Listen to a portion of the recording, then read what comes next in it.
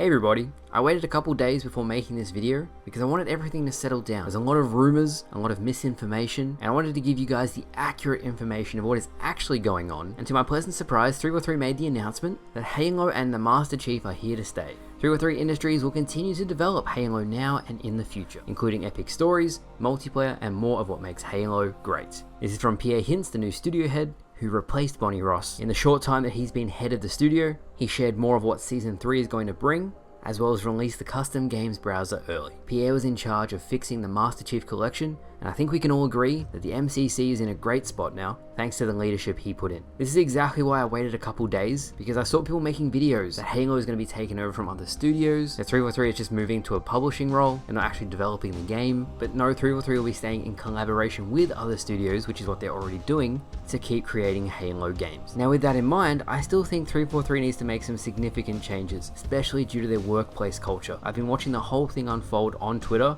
and there's been a lot of ex-employees talk about some really toxic experiences that they've been through while working at that office. The majority of that came from people in leadership roles. Now, I touched on this a little bit in the last video about the sandbox lead, the monetization lead, and what Chris Lee did to the overall game. And I've always strongly felt it doesn't matter how talented the devs are, if the vision coming from the top down is not clear, concise, and fits the vision of what Halo should be, you're not going to have a successful game. And when the monetization lead wants to make Halo like Fortnite, and he cuts all the playlists, and he funnels everything in the game into monetization, I'm surprised he's allowed to get away with that. Some really good news is everyone who was responsible for some of Halo Infinite's biggest downfalls is not working at the studio anymore.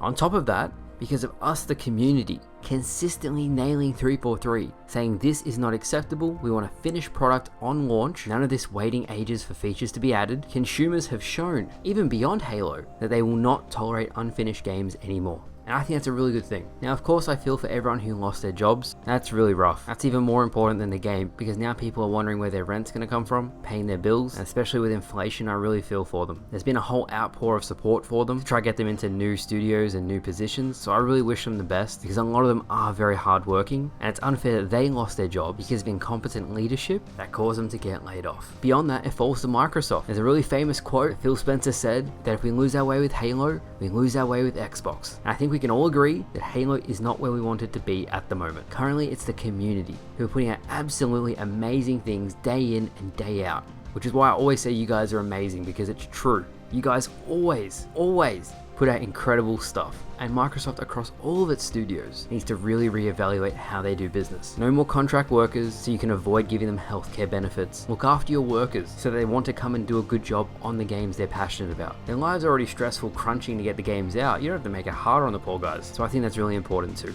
Now, as for the future of Halo, especially this year, it's going to be business as usual, which is why I waited to make this video. There was so much misinformation about saying that 343 is leaving Halo forever. It's the doomsday of Halo, when in actuality, just like I said, Joe Staten is probably finishing up his contract and heading back to Xbox Publishing, which isn't even live yet.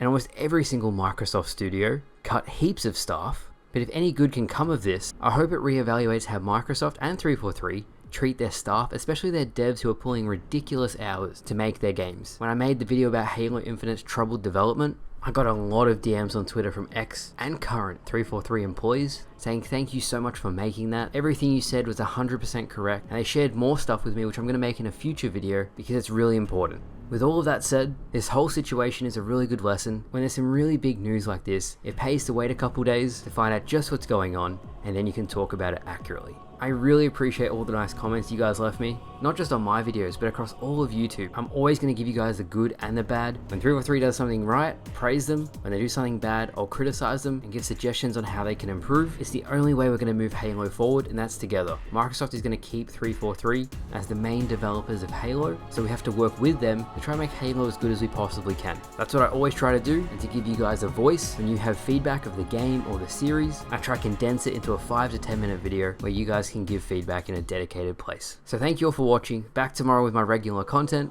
and I'll see you guys later.